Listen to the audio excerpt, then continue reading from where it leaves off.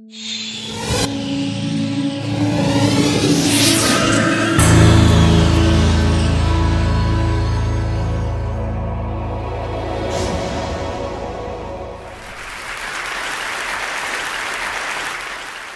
мен энергия жана климат жөнүндө айтып берем. Сиздерге таң калыштуу көрүнүшү мүмкүн. Себеби менин фонддогу жумушум чакырчылыктагы 2 миллиард адамдын жашоосун жакшыртуу үчүн көбүн эсе вакцинацияны, оруктуктарды изилдөө жана жаңы нерсени ойлоп табуу менен байланышкан да. Маселе мында. Климат жана энергиянын туруктуулугу бул адамдар үчүн планетанын башка адамдарына салыштырмалуу маанилүүрөөк. Климаттын бир азга гана өзгөрүүсү бир нече жылга түшүмдүүлүктү жок кылат. Жаан же абдан аз, же ашыкча жаайт. Алардын алсыздыгы климаттын өзгөрүүсүн жөндөп кетүү абалында эмес. Бул нерсе ачкачылыкка, келечекке ишенбестикке жана башаламандыкка алып келет. Демек, климаттын өзгөрүүсү бул адамдар үчүн коркунучтуу.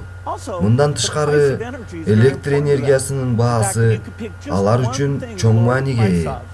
Эгерде жакырчылыкты төмөндөтүүнүн жолу кандай десек, анда жообу электр энергияга болгон баада. Көп убакыттар аралыгында энергияга болгон баа төмөндөп келген. Ошондой эле цивилизациянын өнүгүүсү энергетиканын өнүгүүсү менен түз байланышта. Көмүр казып алуу өндүрүштөгү эң алгачкы революция болгон. 1900-жылдан баштап гана электр энергиясына болгон баанын төмөндөшү байкалган. Мына ошондуктан муздаткыч, желдеткич сыяктуу буюмдар пайда болду. Мына ушул жыйынтыктан улам дүйнөдө электр тогунун жеткиликтүүлүгүн абдан керектүү деп айтсак болот. Бирок электр кубатына болгон баанын төмөндөсүн алсак, эгерде баалар жарым эсеге эле төмөндөсө, анда биз жаңы тоскоолдуктарга туш болобуз. Бул CO2 көмүр кычкыл газы.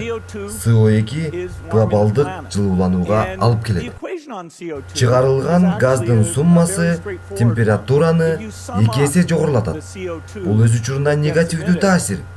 Глобалдык жылуулануу аба ырайына таасир берет.